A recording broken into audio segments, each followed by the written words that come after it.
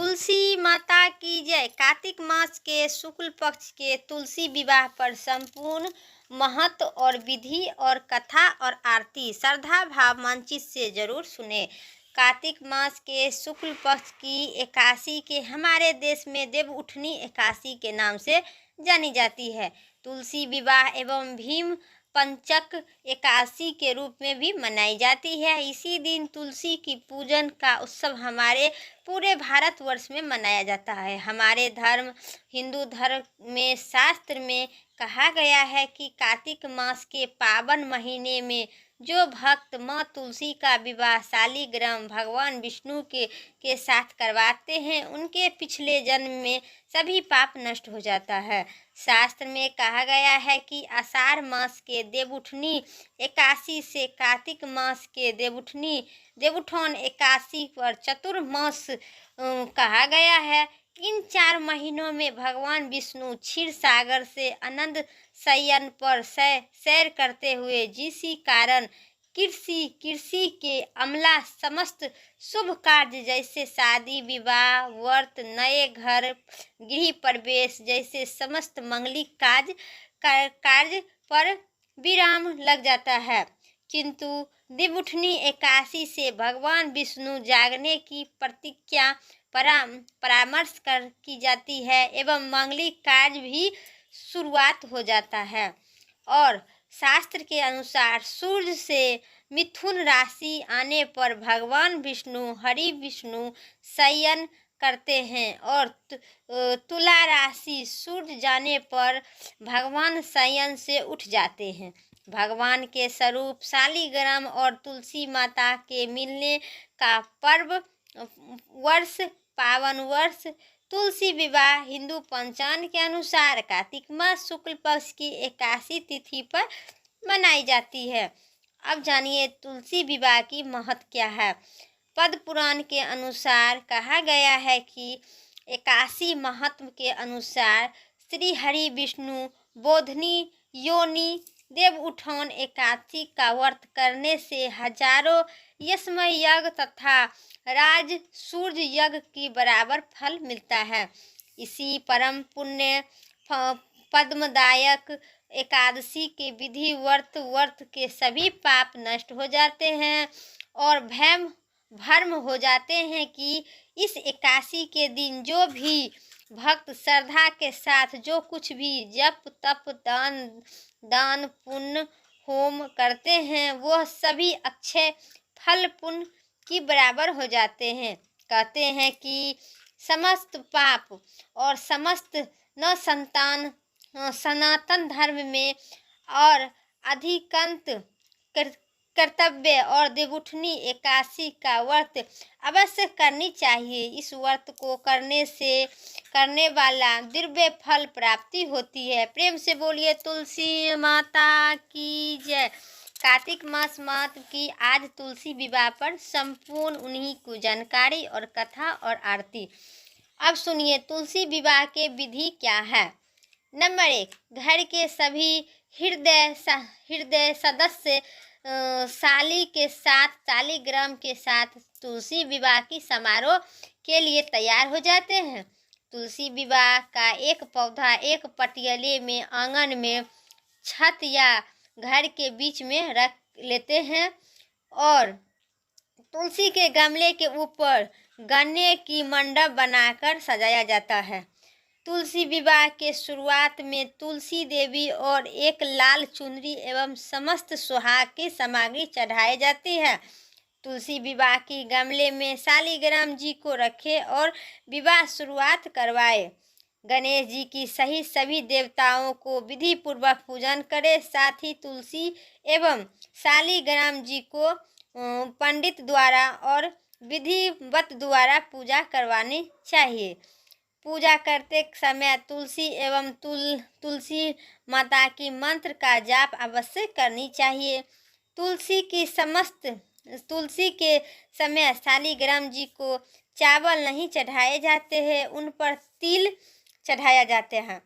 तुलसी शालिग्राम की मूर्ति सिंहासन हाथ में लेकर तुलसी जी की समस्त परिक्रमा करवाए। विवाह में जो भी सभी रीति रिवाज होते हैं उसी तरह तुलसी विवाह का सभी कार्य किया जाता है। तुलसी के समय बोला जाने वाला मंगली कार्य आवश्यक बोले मंत्र जाप करे, गीत नाद करे, उसके बाद तुलसी विवाह किया जाता है। तुलसी के संबंधित मंगली गीत भी गाए जाते हैं। तुलसी और शालिग्राम की कपूर से आरती करे, प्रसाद ग्रहण करे और परिजनों और गरीबों में बांट दे। इसके बाद तुलसी नामक का पाठ करे और तुलसी माता की कथा सुने और आरती जरूर करे। इस तुलसी विवाह करने से निसंतानी को निसंतान की प्राप्ति होती है, घर में सुख शांति समृद्धि आती है और 100 पाप करने का वो नष्ट हो जाते हैं और पुण्य की फल की प्राप्ति होती है। तुलसी माता की जय। अब सुनिए कथा और आरती। मनचित और श्रद्धा भाव से चैनल पर नए हैं तो लाइक करके सब्सक्राइब करें। कमेंट में जय तुलसी माता जरूर लिखें। जय भगवान विष्णु की जय। कथा विस्तार से।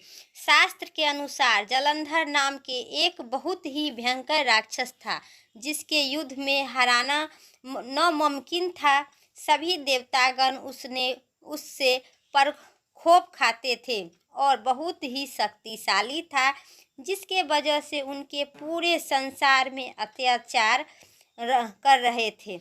उसकी बाद वीरता और राज्य की उनकी पत्नी धर्म पत्नी वीरधा उसने पति पत्नी धर्म का पालन कर रहे थे, जिसके कारण बस वह पूरे विश्व में सर्वजनीय बहुत बड़ा भयंकर राक्षस था और जलंधर के अत्याचार से कारण वह सभी देवता भगवान विष्णु के पास सहायता मांगने के लिए पहुँचे। तब भगवान विष्णु देवता की मदद करने के लिए फैसला किया कि उसके बाद फैसला करने लगे। उसके बाद जब जलंधर युद्ध के लिए जा रहे थे तब भगवान विष्णु वीरधा के पतिव्रता और सतीव्रता धर्म का भंग करने के लिए जलंधर के अवतार लेकर उसके पास पहुंच गए। उसके बाद जलंधर युद्ध में हार गया और उनकी मृत्यु हो गई। उसके बाद उन्होंने भगवान विष्णु के उस अवतार के बारे में पता चला। उन्होंने भगवान विष्णु के श्राप दिया वीरधा कि आप एक पत्थर की मूर्ति बन जाएंगे। उसके बाद अपनी पति की मृत्यु के पश्चात उन्होंने साथ सती हो गई। उन्होंने अपने प्राण त्यागने वही पूरी हो गई और तुलसी की पौधा का उत्पन्न हुआ। प्राण त्याग कर तुलसी की पौधा उसी जगह पर उत्पन्न हो गया। उसके बाद भगवान विष्णु ने वीरधा को यह वचन दिया कि अगले जन्म में तुम्हारा जन्म तुलसी के रूप में होगा और तुम्हारा विवाह मेरे साथ होगा। इसके वजह से अगले जन्म में भगवान विष्णु और शालिग्राम के रूप में जन्म लिया था और कार्तिक मास के 81 के दिन तुलसी माता का विवाह किया जाता है। हिंदू शास्त्र धर्म के अनुसार शास्त्र में कहा गया है कि निसंतानी दंपति जीवन के लिए एक बार तुलसी का विवाह करके कन्यादान का पुण्य अवसर प्राप्त करना चाहिए, क्योंकि तुलसी विवाह करने से कन्यादान के समान पुण्य फल की प्राप्ति होती है। और कार्तिक मास के शुक्ल पक्ष के देवउठनी एकादशी पर विवाह का विधि पूजन करने के लिए भक्तों को मनवांछित फल की प्राप्ति होती है। तुलसी जी की निमित्त पूजा करने से व्यक्ति के पापों से मुक्त तथा पुण्य फल का वृद्धि होती है। और पूजा पद्धति की अनुसार सभी देवता तथा देवतागण तुलसी की अर्पित की जाती है। हर एक प्रसाद में और हर एक नियम और अनुष्ठान में तुलसी के पौधे को पवित्र और पूजनीय मानी जाती है। कहा गया है कि तुलसी विवाह के अनुसार अवसर पर व्रत रखने का बड़ा ही महत्व और धर्म होता है। और उसी से जिस व्यक्ति भगवान विष्णु और तुलसी माता के यही कार्तिक मास के शुक्ल पक्ष के एकादशी के दिन तुलसी विवाह किया जाता है। इस तुलसी विवाह पर जो भक्त तुलसी माता और शालिग्राम के विवाह करते हैं उनके 100 कन्यादान करने का फल की बराबरी होती है। प्रेम से बोलिए तुलसी माता की जय। अब सुनिए तुलसी माता की विधि क्या है। भगवान विष्णु ने चतुर्मास के योग निंदा से जागने के लिए घंटों बाद शंख मृग इत्यादि वधों की मांगलिक ध्यावनी के बीच श्लोक पढ़कर जगाते हैं। उसी से चतुर्मास यानी कि आषाढ़ मास से लेकर और कार्तिक मास तक 4 मास तक भगवान विष्णु योग निंदा में छिद्र सागर में सोए रहते हैं। तो यहीं पर तुलसी माता की कथा समाप्त हुआ। अब सुनिए तुलसी माता की आरती। जय तुलसी माता मैया, जय तुलसी माता, सबके जग की सुखदाता, सबकी बड़ी माता। जय तुलसी माता, सब योगिन के ऊपर, सब रोग के ऊपर, रुद्र से रक्षा करके सब भव के दाता। ओम जय तुलसी माता मैया, जय तुलसी माता। बहु पुत्री के संयम सुर बिल्ली गाता, विष्णु प्रिय जो तुमके सेवर सो नर तर जाता। ओम जय तुलसी माता। हरि के शीशी विराज त्रिभुवन से वंदित, पति तन जन के तारनी तुम हो विख्याता। ओम जय तुलसी माता। लेकर जन्म विराजन में आई दिव्य भवानी में, मानव लोग तुम्ही से सुख संपत्ति पाता। ओम जय तुलसी माता। हरि को तुम ही अति प्यारी, श्याम वर्ण तुम्हारी, प्रेम अजब है उनको तुमसे कैसे नाता।